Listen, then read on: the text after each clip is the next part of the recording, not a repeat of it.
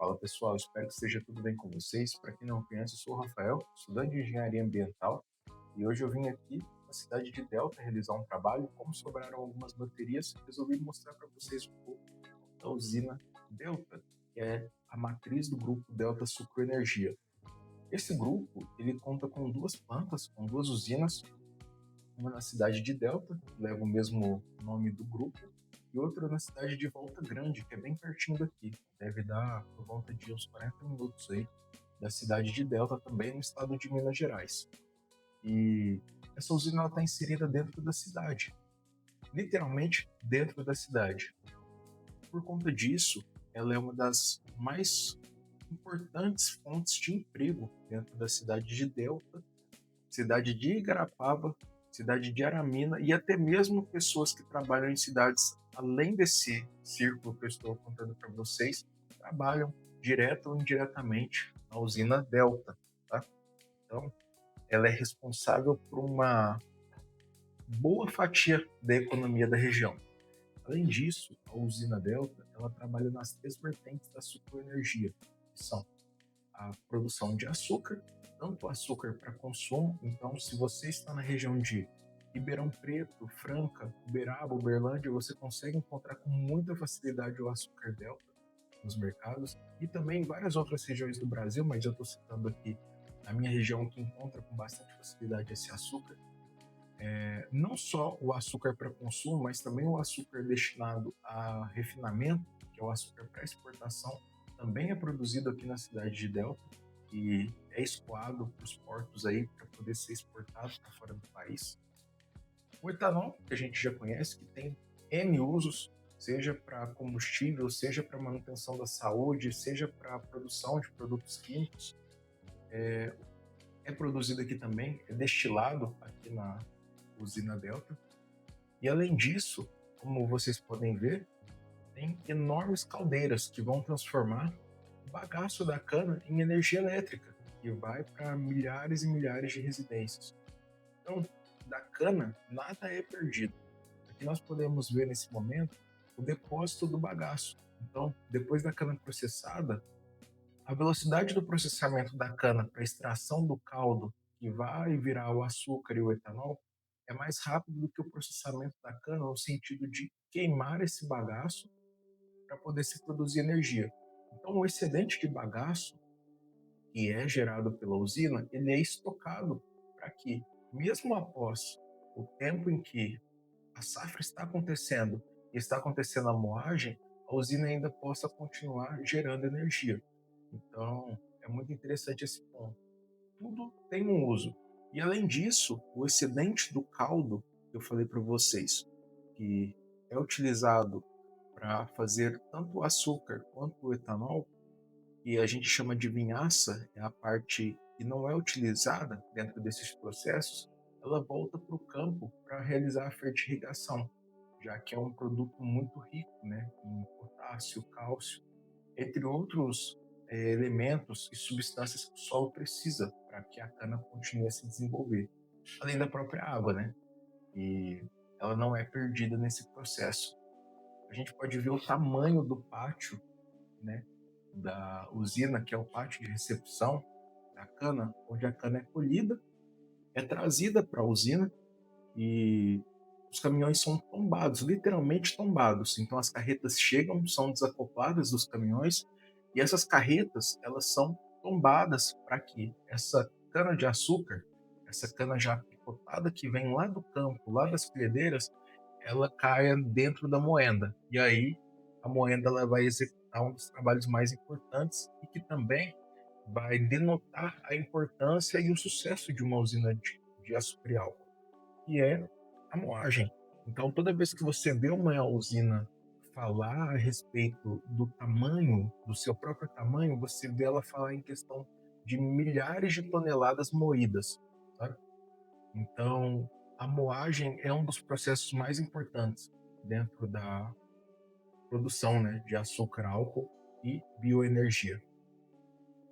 Um ponto que chama atenção e que não é possível notar no vídeo gravado pelo drone é que a quantidade de bagaço é tão grande E as máquinas ficam pequenas, né, comparadas ao pátio de recepção de bagaço, onde ele é organizado, onde ele é estocado para poder ser utilizado posteriormente nas caldeiras.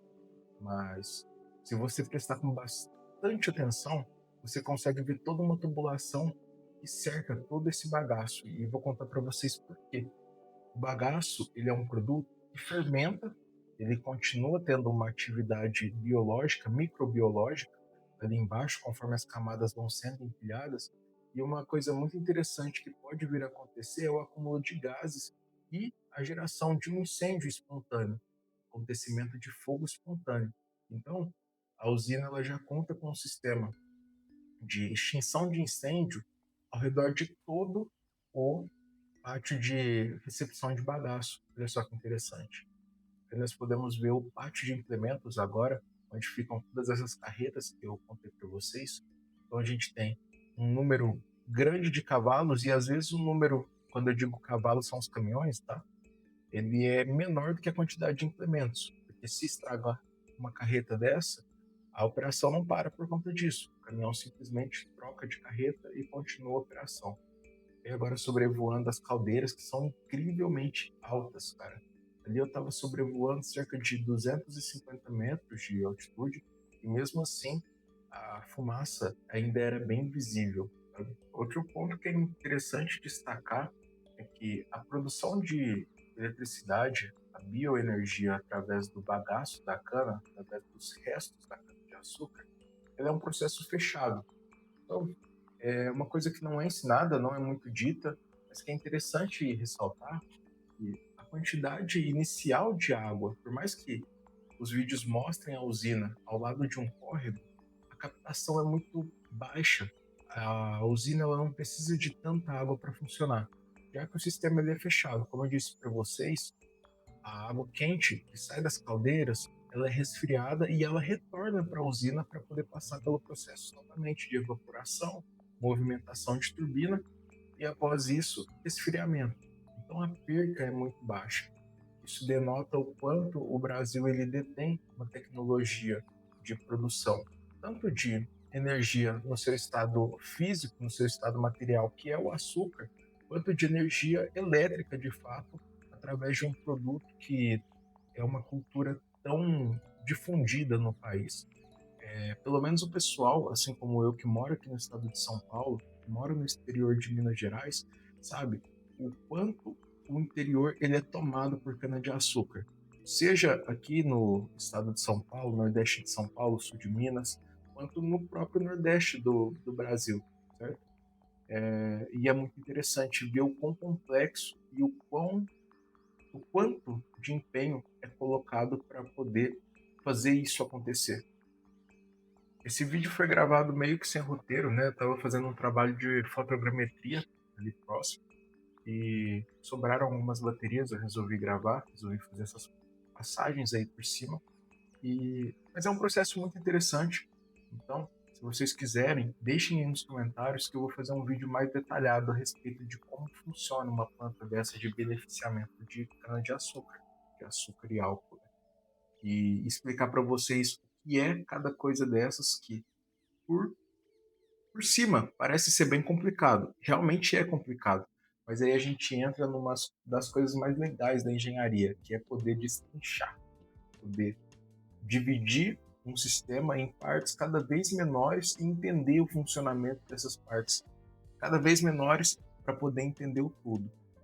Agora eu vou deixar vocês aí um vídeo da usina Delta, unidade Delta, que fica lá na cidade de Delta, ao fundo, a usina hidrelétrica da cidade de Igarapava, as máquinas pequenininhas, cara, trabalhando lá embaixo, de tão grande que é esse pátio de recepção de bagaço. Aí a gente tem a unidade de evaporação, né, de destilação, na verdade, que é a planta de destilação, onde a linhaça vira etanol, e o local onde eu estava fazendo o trabalho. Vou deixar então vocês com o vídeo, acompanhem aí. Se quiserem um vídeo mais detalhado, deixem aí nos comentários e muito obrigado a todos que estão acompanhando.